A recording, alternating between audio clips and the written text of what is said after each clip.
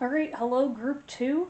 Now that I've got my feet wet a little bit, I think that this one's going to move a little smoother than the first one did. Which, first one did alright, but you have chosen the little blue girl for your inner child wound. So what we're going to do is I'm going to be pulling um, some figures to kind of show the dynamic of what's going on with your inner child wound right now. Again, regardless if you're male or female. It shouldn't really matter gender wise in regards to applicability for your dynamic. That's just kind of how it is right now. But so I'm going to draw a couple different figures to represent what's going on, and then I'm going to be pulling some cards to address your inner parts work to see what exactly is going on inside of you that's affected by this inner child wound, and what you can do to potentially help with healing and get some messages. So, hope you enjoy. And so, let's get started.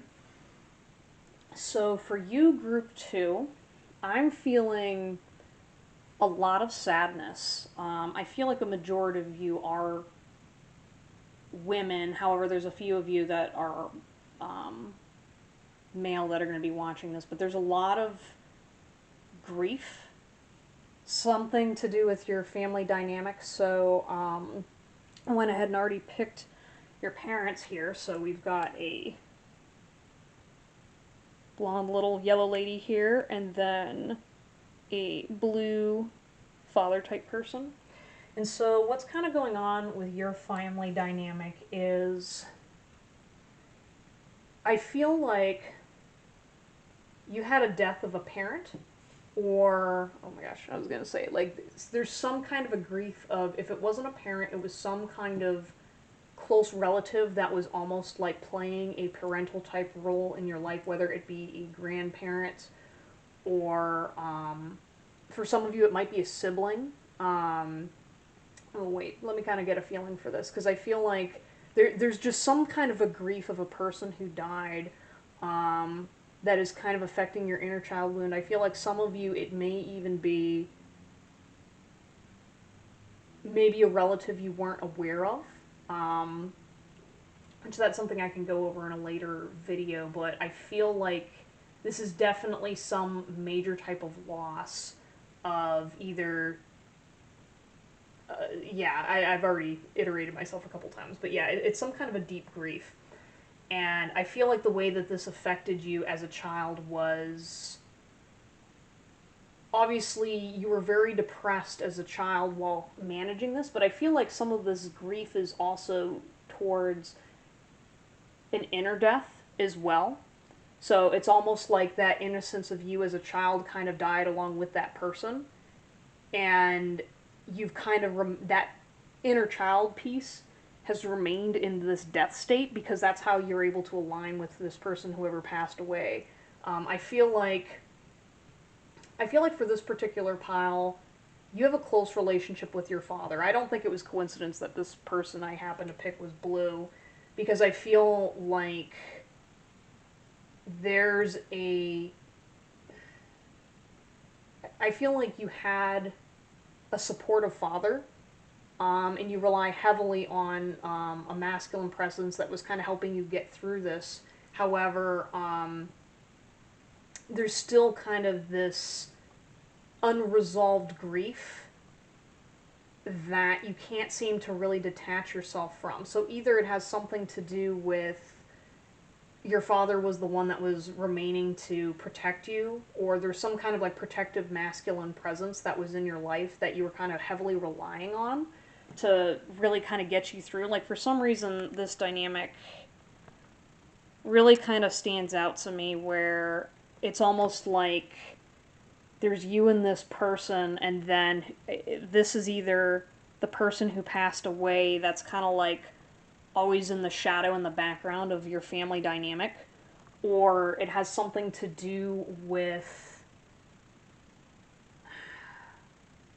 either, again, if it was like the case of like a loss of one of your siblings, a mother figure that was kind of just kind of emotionally absent, or sometimes even what people don't often think of is in terms of death, of it may not necessarily be a literal death, but there's inner deaths that can occur as well. So if a person kind of dies on the inside, it could be a dynamic of one parent basically kind of gave up and wasn't able to give you what you need. So even though technically they are alive and well, seemingly on the inside, you've been completely, they're completely detached from their life force, and so to you, you're picking up on that death.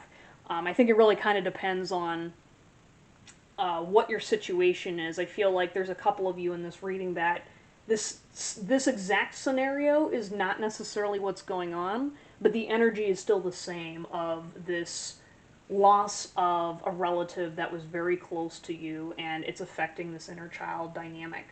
And again, it's almost like I feel like this kid keeps wanting to like reach out for help, and this person is right here, but this person also, I feel like while they were dealing with their own grief, there's a reason why they're sitting down too, because they also were not able to, they were only able to manage their grief to the extent of what they could handle, and so they weren't able to fully stand up, they're not able to stand up and pick you up off of your feet, and so while managing that dynamic, that's why you feel like you can't get up, is because you were expecting more support from this person or just were unable to get it, and so as a result you have a hard time being able to get up and manage your grief on your own. Yeah, it was kind of weird how that happened, where like it's this little person can't seem to, it's either you're standing up or you're laying down, and like being able to actually like bend your knees to get up is very difficult. That's actually kind of weird. But I definitely feel that's like the energy going on here. So, I'll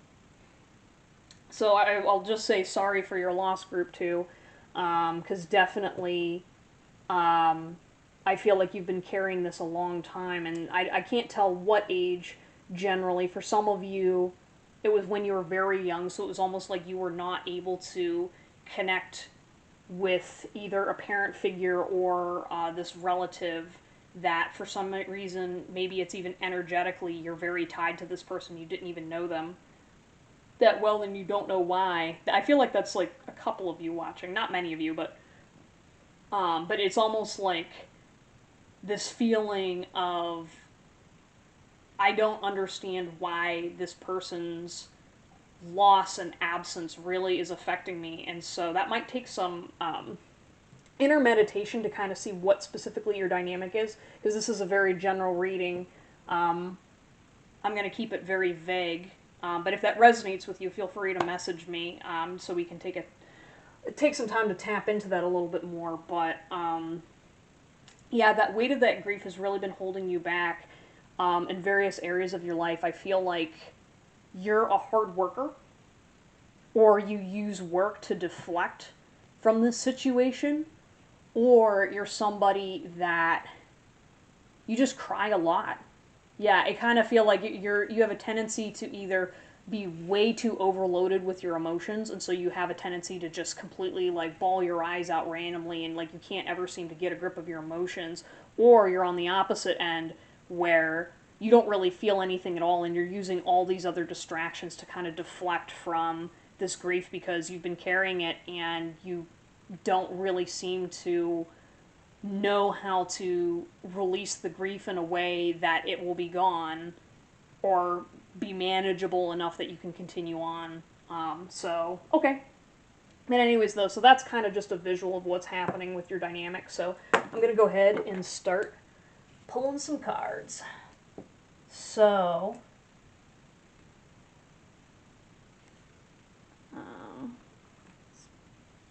zoom back out here. Camera, work with me. All right, so I'm going to go ahead and pull from the Jungian Tarot to kind of figure out what exactly archetype-wise is going on with your inner child wound. So I'm going to go ahead and just one card, please. Alright, so this looks like this is, how many swords is that? I can't count. I think that's the That is the Ten of Swords. Okay, wow. Delay brain. Alright, so I'm going to go ahead and read from the deck to kind of see what that represents archetype-wise.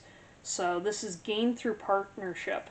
So it says, success by working together, partners or associates very different but a perfect match. Hard work, long hours together pay off. Productive marriage. Under bad circumstances, partners disagree. Disloyalty, bad feelings, and diminished profits. So I have a feeling, specifically for you, Group 2, you have a tendency to overburden your partners, either in your expectations or what's kind of going on with this grief, because it's almost like because you're having a hard time carrying your grief, you need your partner to kind of help support you with your coping. But in the past, because you've had a hard time being able to hold it yourself, you've accidentally, I almost kind of see this image of a person holding a giant bucket of water, and so like you trip and you accidentally pour water all over the other person, and then they get soaking wet, and you're like, well, I still need to move forward with this big bucket. And they're like, yeah, no, you keep splashing water all over me. I don't know why that specific metaphor came up, but I think it's pretty accurate, in the sense that, again, you're working really hard to either mitigate this grief so that way like I feel like you're not completely always deflecting your grief. It's just that either your efforts towards working through it have failed in the past, or it's just too much, and so every time you chip at it, you feel like you're not making progress at all. And so for some of you, you are making progress and you don't realize it, but I feel like a lot of you, it's because you're kind of addressing the wrong type of wound, or you're not addressing it in the right manner. And again, this hardworking mentality, I feel like it sometimes hinders you because I think you have a fundamental misunderstanding of grief. And so some of you, I feel like this is either like an unbalanced masculine, or it's something about having a hard time connecting with your heart space. Like again, I kind of had like an image of water. So it's almost like the flow of water in your heart space is really kind of blocked up, and it kind of is like a dam. So whenever you try to kind of work on it, it just kind of overfloods the area. And so that deflection of using hard work, it's almost like you're applying a productivity type mentality to grief and feelings, which is not very productive in terms of healing, because you can't, there's no linear timeline to healing grief, especially like wounds like this where, you know, there's, especially the death of a family member, that's something that's going to always be coming up over and over and over, and it's like dinging that same wound, and the only way you're going to be able to carry that is really fundamentally healing that the wound itself. Like there's no amount of, well, if I keep meditating or I keep going to therapy for X amount of years, it's going to get better. Or, you know, if I just talk about this, then it's going to check that box and I'm going to feel better right away. Or I just need to da-da-da-da. Like, I have a feeling you're very logical and very procedural, and it's kind of hindering you with this inner child wound for that reason, because you're in your head and you're not in your heart. And part of healing this inner child wound is going to be a lot of allowing yourself to feel that grief. And I feel like for some of you, you've felt that grief before and it took you to some very dark places. Like I literally just felt like my stomach drop while describing this. But you're afraid of going back to that dark place because you don't know what you're going to find there, and you don't want to end up like you've been in the past. I feel like for some of you, you've had to work very, very hard to get out of that over-emotional place where you didn't feel like you have any control. And so to go back and face that emotional heart space is almost like you feel like you're undoing all of the work that you've already done, which is not the case. But that's kind of part of that resistant feeling, is because you're like, well, I've already done all these things. It happened so long ago. it doesn't matter anymore. I should be over it, you know. And there's one thing about grief that people always, you know, when you're struggling to heal, it's understanding that, especially very powerful pains like this that you're dealing with, they don't go away. In terms of you never feel pain about the situation, they go away in the sense of being able to carry the burden so you don't lose your balance whenever you're trying to live your daily life. And, you know, and I have a feeling maybe for some of you, it's part of maybe when you were growing up, like whatever was maybe either going on with your father, either if it was like a single parent or if it was a dynamic of, well, this situation, we can't continue to stay here and grieve about it. We have to move forward in order to function. And so a couple of you, okay, I'm not going to say a couple, a lot of you, this dynamic is you've pushed this grieving child down so long that it's like basically saying that we can't even face that we even have this grieving child anymore because of the fact that, you know, you never had that time to or never gave it the space to really properly handle it due to your circumstances. And anyone that tells you that, like, oh, well, you're an adult, so you shouldn't be grieving about that person who passed away when you were like 5 or whatever, like, screw them. Just saying, like, grief is everybody's own personal journey, and you're allowed to feel how you feel. And telling yourself that you can't feel something because of a certain age or because maybe you weren't that close to them physically or emotionally or whatever, that doesn't mean that you don't have a right to grieve about your feelings. Like, you feel how you feel. And what I'm feeling right now is the fact that because you're in denial of those feelings, it's hindering you in a couple different ways that ultimately are just tying you back to this same wound. And if you don't face it, it's just going to continue to slip you up. So, and for those of you that are worried about going back to that dark place, I want you to remember that you've grown a lot since you've been in that dark place. Maybe you haven't realized it, but being able to access that wound from a new perspective, you know, will help prevent you from going into that dark place. And again, I feel like with this group, definitely, if you haven't considered therapy, please find a good therapist to talk to about this, because I feel like, especially for that one very sensitive group right now that is worried about that, I think having the appropriate tools to manage your grief and having a good support system will prevent you from going to those places. Which I can do a couple videos if you request about those topics. I want to do them eventually, but yeah, that's kind of what I'm sensing is going on here. So anyways, moving on. So now I'm going to do the next part where I'm going to pull some cards to show you the different pieces of yourself that are affected by this inner child wound. So, alright, what is your parts?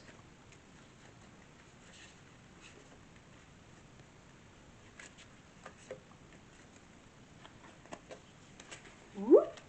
Oh my gosh, my cards just nearly fell on me. Anything else? Oh yeah, I feel like this grief kind of encompasses, it's almost like visually I'm kind of seeing it's like you know, whenever there's like water leaking in a bag and it's slowly spreading across, it's kind of one of those types of griefs where there's a lot of areas affected, but I'm trying to hit some of the major ones. So that way, otherwise I could be doing this all day. Anything else? Alright, yeah, we're just going to leave it to 5 right now. Oh, there's an important one in the deck. So, alright, now I can stop. Okay, guys, so you got 6 cards. So let's take a look to see the pieces of you. Okay. All right.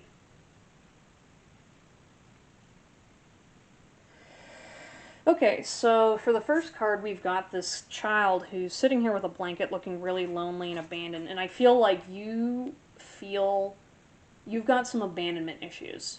Partly from the grief, but partly from also how other people have kind of handled your grief and how you've handled your grief towards yourself.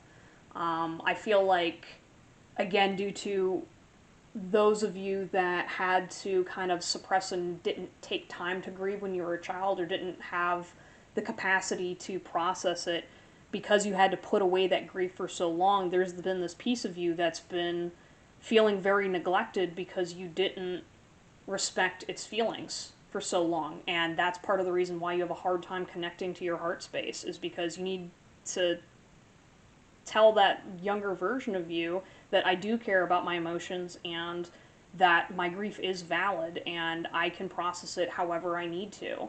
Um, there's like a piece of you that's very resentful against yourself, and for those of you that, particularly dark space group, I'm just going to call you that, that has led you to do self-destructive behaviors as kind of like a revenge against yourself for abandoning yourself during this time. And it kind of compounded over time.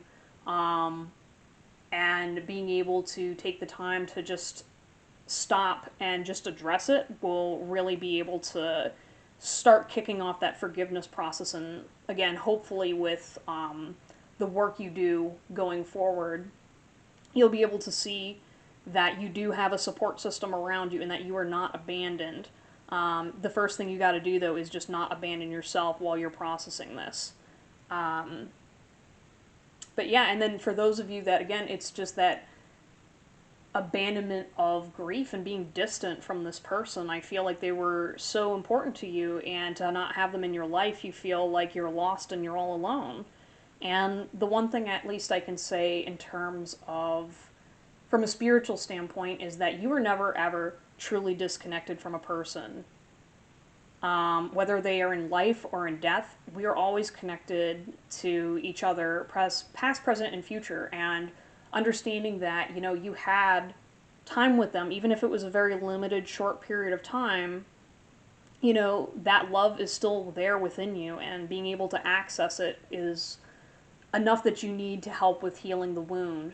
And to not lose sight of the fact that, you know, it did happen, but you have all that love with you going forward. So the next one is, for some of you, I feel like this is a very important image where it's almost like body image issues, where you've got a woman looking in the mirror and she perceives herself as fat when she's actually quite trim. And so the camera's a little blurry, but on the side, you know, there's this list of different goals where it's like weight is 120, by prom night, Monday exercise